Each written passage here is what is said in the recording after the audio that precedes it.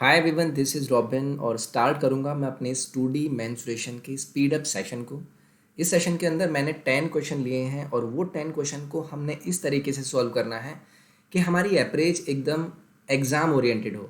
अपनी अप्रोच को exam oriented बनाने का अर्थ मेरा वैसे ही है जैसे कि अगर आप किसी एग्ज़ाम में बैठे हैं तो आपको ये नहीं करना है कि मैंने एक चीज़ एक्स मानी, दूसरी चीज़ वाई मानी, दोनों का सम किया, फिर ये कर दिया, फिर वो कर दिया। ये चीज़ नहीं।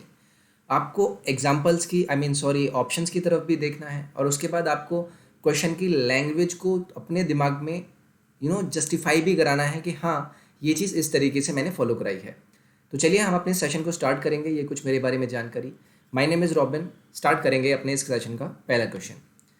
आपको दिया गया है the length in metres of the longest rod that can be put in a room of dimension 10, 10 और 5 मीटर की। ये जो डायमेंशन आपको दी गई है किसी रूम की, इसमें अगर मुझे कोई लॉन्गेस्ट रॉड फिट करनी है तो मेरा आंसर क्या होगा।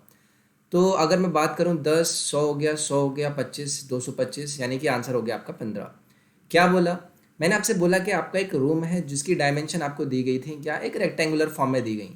अब आप मुझे एक बात बताएंगे, एक किसी भी रेक्टेंगुलर रूम में जो उसका डायगनल होगा वो डायगनल ही आपका क्या होगा, वो आपका लॉन्गेस्ट लेंथ होता है किसी भी चीज़ में अगर बात करें। तो ये जो डायगनल है इसको ही आपको देखना होगा कि आप ये कैसे निकाल सकते हैं। अब किसी भी क्यूबॉइड की अगर मैं बात करता हूँ, उसका डायगनल क्या होता है? उसका डायगनल आपका होगा 10 square plus 10 square plus 5 square. अब ये बताएंगे ये 100 हो जाएगा, ये भी 100 हो जाएगा, ये 25 हो जाएगा।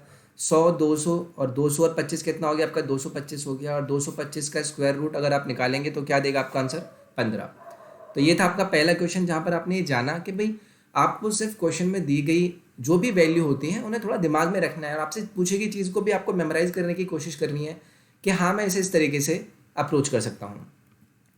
नेक्स्ट आपके सामने find the area of a triangle जिसे फॉर्म किया गया है by the sides equal to the length of diagonals of squares जिनकी साइड है। ये क्वेश्चन आई गेस आपको क्लियर हो गया होगा। आपको बोला गया है कि एक ट्राइंगल है, उसका एरिया आपको बताना है। अब वो ट्राइंगल की जो लेंथ है वो क्या है? डायगनल्स है, ये वाला साइड के स्क्वायर, ये वाली साइड के स्क्वायर और ये वाली साइड के स्क्वायर। अब अगर ये स्क्वायर है तो अगर इस स्क्वायर की मैं बात करूं, इसकी आपको क्या निकालना है? डायगनल निकालना है। तो ये कितना हो जाएगा आपका? 3√2 हो जाएगा। इसका डायगनल आपका क्या होगा? 4√2 होगा। इसका डायगनल क्या होगा आपका? 8√2 होगा। ये चीज़ आपको क्लियर। अब ये लेंथ है आपकी उस ट्राइंगल की जिसका एरिया आपको बताना है। तो इन लेंथ को देखकर ही क्या आप ये बोल सकते हैं कि इसमें से कोई भी आपका आंसर नहीं होगा? क्यों?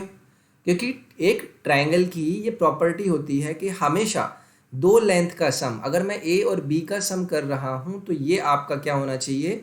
ग्रेटर नहीं होना चाहिए तीसरी साइड से। ठीक है। तो अगर मैं ट्राइंगल की बात करता हूं, यानी कि triangle can not be formed from these sides as their sum of the two sides is not greater than the third. ये होना ज़रूरी था, यानी कि ये मुझे सी से ज़्यादा लाना था। अब 3 और 4 का सम 7 मिलेगा जो कि आपका ग्रेटर नहीं है 8 से, तो इसलिए आपका ऐसा ट्राइंगल फॉर्म ही नहीं होगा और आंसर हो जाएगा आपका यहाँ से नन ऑफ दीज। नेक्स्ट है आपका, if the length of a rectangle is 5 more than it's width, तो बताना है आपको। अगर एरिया दिया गया है 24 उस रेक्टेंगल का, तो पेरीमीटर क्या होगा? तो देखिए, अगर एरिया है 24 किसी रेक्टेंगल का, उसकी लेंथ आपको दी गई है 5, तो उसकी ब्रेथ के बारे में बोला गया कि ब्रेथ से वो 5 ज़्यादा है। तो क्या मैं बोल सकता हूँ कि भाई ये 8 कर दूँ और इसे 3 कर दूँ, ताकि 8 और 3 ये आपका 24 हो जाए। इसमें आसानी थी आपको करने के लिए कि भाई या तो आप क्या कर सकते थे, आप इसे x मानते, आप इसे x+5 मानते, फिर इन दोनों का मल्टीप्लाई कराकर इसको आप 24 के इक्वल रखते। या फिर आप सीधे सीधे मान सकते थे कि भाई 5 ज़्यादा है तो 3 से 5 ज़्यादा है 8, और दोनों का मल्टीप्लिकेशन मुझे 24 भी देता है, तो मेरा एरिया भी यहाँ पर सेटिस्फाई होता है। अब मुझसे पूछा गया पेरीमीटर, और 8 और 3 का सम कितना हो गया आपका? 11। अब 11 का 2 गुना आपको दे देगा 22 as the perimeter of the rectangle. तो आंसर हो जाएगा आपका यहाँ से ऑप्शन नंबर 3। नेक्स्ट है, आपको दिया गया है अ सर्कुलर स्विमिंग पूल को सराउंड किया गया है एक कॉन्क्रीट वॉल जिसकी जो विड्थ है वो कितनी है? 4 metre. If the area of the concrete wall surrounding the pool आपको दिया गया है 11/25 of that of the pool, तो रेडियस बता दीजिए पूल का क्या होगा। तो देखिए, अगर मैं बात करूं आपसे, एक फिगर आपके दिमाग में सोचना है। आपको हर टाइम ये नहीं सोचना है कि आपको ड्रॉ ही करना है पेपर में, बट समझाने के लिए अगर मैं आपसे करूं, आपने ये क्या हुआ आपका पूल और उसके बाहर आपकी क्या है? Concrete wall. इसकी रेडियस है आपकी r और ये जो विड्थ है ना ये आपकी है 4।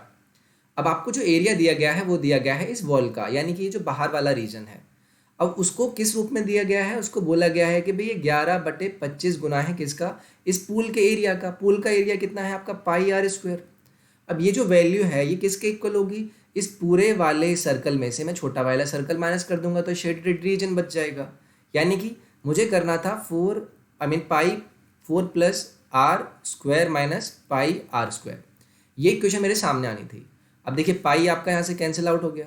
अब आप इसे एडजस्ट करेंगे तो ये आपका बन जाएगा लगभग 11/25 r² इक्वल्स टू 16 हो गया। ये r² आपका वहाँ से कट जाएगा, बचेगा क्या, 8r। ये आपके पास फाइनली एक इक्वेशन आनी थी। आपको रेडियस बताना है, आप यहाँ से पुट करके देख लीजिए। अब देखिए यहाँ पर है 25। अब r² की वैल्यू अगर मुझे r लेनी है तो मुझे कुछ ऐसी लेनी है कि भाई वो यहाँ पर सॉल्व हो जाए। वो सॉल्व होगी तभी वो किसी इंटीजर फॉर्म में आ पाएगी, क्योंकि इक्वल वैल्यू जो आपके सामने लिखी है वो इंटीजर लिखी है। तो मैं एक ही ऑप्शन चूज कर सकता हूँ यहाँ से, वो 20। कैसे भाई, 11/25 है, आर की वैल्यू अगर मैंने 20 चूज करी है तो 20 का स्क्वायर 400 हो जाएगा। अब 25 आप इसे कट कर सकते हैं। तो ये चीज़ थी जो आपको यहाँ से सोचनी थी, क्योंकि यही वैल्यू आपको ले जा पाएगी एक इंटीजर वैल्यू के पास। ठीक है, तो ऑप्शन नंबर 2 आपका यहाँ से करेक्ट हो जाएगा। नेक्स्ट आपके सामने semi circle is constructed on each side of a square जिसकी लेंथ है आपके पास 2 metre on the outer side. Find करना है area of the whole figure, कि भाई पूरे जो आपके पास एरिया है फिगर का उसका एरिया क्या होगा। तो देखिए अगर मैं आपसे कहूँ कि इतना पढ़ने के बाद आप ऑप्शन नंबर 1 मार्क कर दीजिए तो क्या वहाँ पर इश्यू होगा। क्वेश्चन में आपको जो दिया गया है वो आपको सिर्फ दिमाग में उसकी फिगर कंस्ट्रक्ट करनी है। आपको दिया क्या गया, आपको बोला गया कि स्क्वायर लेंथ है 2, यानी कि आपने एक स्क्वायर ड्रॉ किया है जिसकी लेंथ कितनी है 2, ये चीज़ आपको दी है। उसके बाद आपने एक सेमी सर्कल ड्रॉ करे हैं इनकी बाहर वाली साइड पर। ठीक है भाई, हमने यहाँ पर सेमी सर्कल बाहर की तरफ ड्रॉ कर दिए। अब ये जो फिगर बनी है इसका एरिया बताना है। अब मुझे एक बात बताएंगे, इसमें आपका एक तो ये स्क्वायर का एरिया है और उसके बाद ये जो आपके सेमी सर्कल हैं, ये जो आपके सेमी सर्कल हैं ये क्या इक्वल रेडियस के नहीं है भाई। ये भी 1 रेडियस का है, ये भी 1 सेंटीमीटर रेडियस का है, ये भी 1 का है और ये भी 1 का। अब 4 सेमी सर्कल जब आपने बने हैं तो आपके 2 क्या बन जाएंगे, फुल सर्कल, यानी कि पाई 1 के स्क्वायर के इक्वल। तो यहाँ से तो आगे आपके पास 2πr² सिर्फ सेमी सर्कल से, प्लस आपको क्या करना होगा, स्क्वायर का एरिया जो कि 2 साइड का है तो 2 का स्क्वायर कितना होगा 4, यानी कि 4 + 2π यहाँ से आपका देता एरिया का वैल्यू, जो कि आपका हो जाएगा ऑप्शन नंबर ए। यही चीज़ आपको समझनी थी एक्चुअली में, कि भाई ये चीज़ आपको अगर मिल जाएगी तो आप वहाँ से क्लियर कर लेंगे। पाई स्क्वायर नहीं होगा, ये 1 का स्क्वायर था तो 2π आएगा। ठीक है, तो ये हो जाएगा आपका ऑप्शन नंबर 1 यहाँ से करेक्ट। नेक्स्ट आपको दिया गया है the length of a diagonal of a square, अगर इतना है a + b तो एरिया स्क्वायर का क्या होगा। देखिए बहुत ही कम टाइम में आपको बोलना है कि इसका आंसर होगा ऑप्शन नंबर 2। अब एरिया अगर स्क्वायर की बात करता हूँ, एरिया में स्क्वायर की बात करूँ तो क्या अगर डायगोनल के फॉर्म में लिखना होता है जब हमें, तो मैं लिख सकता हूँ कि भाई ½ d² ये होता है कि आपका किसी भी स्क्वायर का एरिया, या फिर आप इसे लिख सकते हैं कि भाई ये साइड का स्क्वायर होगा। ये आपके पास 2 चीज़ें होती हैं। अब डायगोनल आपको यहाँ दिया गया है 1/2, डायगोनल कितना है आपके पास a + b स्क्वायर, ये हो गया आपका वैल्यू और यही आपसे पूछा है। ऑप्शन नंबर बी आपका यहाँ से करेक्ट हो गया।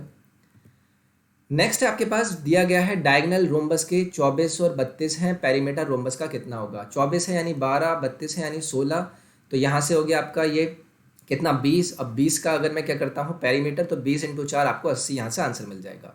कैसे किया, देखिए रोम्बस की जब मैं बात करता हूँ आपको ये पता होगा कि रोम्बस के जो क्या होते हैं, ये होते हैं डायगोनल्स होते हैं, ये आपके क्या करते हैं एक दूसरे को 90 डिग्री पर कट करते हैं। अगर एक की वैल्यू 24 है तो उसका हाफ कितना हो गया 12, और एक की वैल्यू अगर 32 है तो उसका हाफ कितना हो गया 16। तो ये वैल्यू क्या होगी आपकी पाइथागोरस ट्रिपलेट देगी।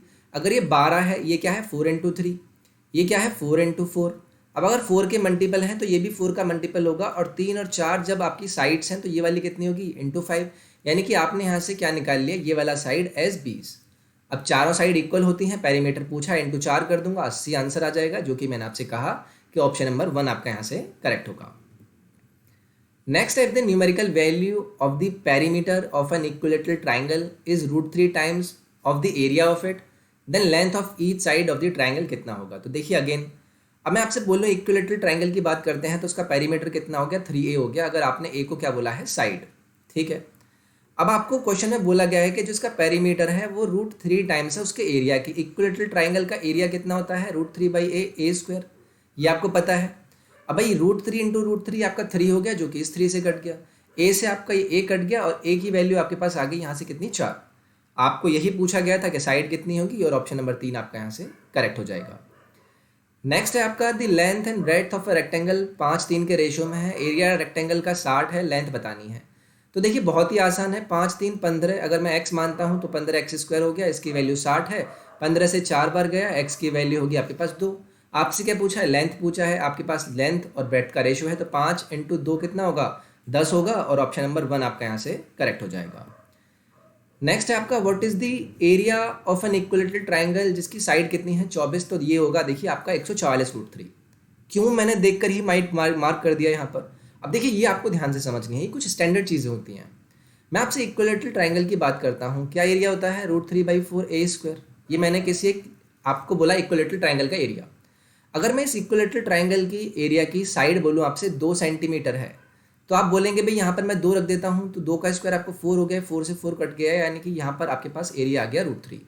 उस राइटेंगल ट्राइंगल का, उस इक्विलेटरल ट्राइंगल का जिसकी साइड आपने मानी थी 2। अब जब आपको ये पता है किसी इक्विलेटरल ट्राइंगल में 2 सेंटीमीटर साइड के इक्विलेटरल ट्राइंगल का एरिया कितना होता है? √3 होता है। ये आपको यहाँ से पता चल गया। अगर आपको इतना पता चल गया है, आपसे पूछा क्या गया है? साइड होनी चाहिए भाई 22, 24। अगर मुझे 2 की वैल्यू को 24 करना होगा तो इंटू यहाँ पर कितना करना होगा? 12। लेकिन मैंने साइड का किया है कितना? 12 गुना। तो एरिया का कितना करना होगा? ऑब्वियसली एरिया में इसके स्क्वायर का चेंज होगा, यानी कि 12 का स्क्वायर यानी कि 144। तो अगर यहाँ पर वैल्यू मुझे लेनी थी 24, तो एरिया कितना होना था आपका? 144√3, जो कि देता आपको option number 4 as the correct answer. तो ये था आपका पहला सेशन, जो कि 2D मेंसुरेशन से था। मैंने ट्राई किया कि आपको बेसिक से क्वेश्चंस को कैसे हमें क्विकली सोचकर उन्हें आंसर करना होता है। सेशन अगर फ़ायदेमंद लगा, आपको पसंद आया, तो please do like it, share करें इसे अपने फ्रेंड्स के साथ, सब्सक्राइब करें चैनल को। टेलीग्राम और इंस्टाग्राम पेज को जरूर फॉलो करें, जहाँ पर रेगुलर वीडियोज़ के लिंक आपको मिलते रहते हैं। मैं फिर से मिलूंगा नेक्स्ट पार्ट में। अपना ख्याल रखिए, take care, bye bye, thank you.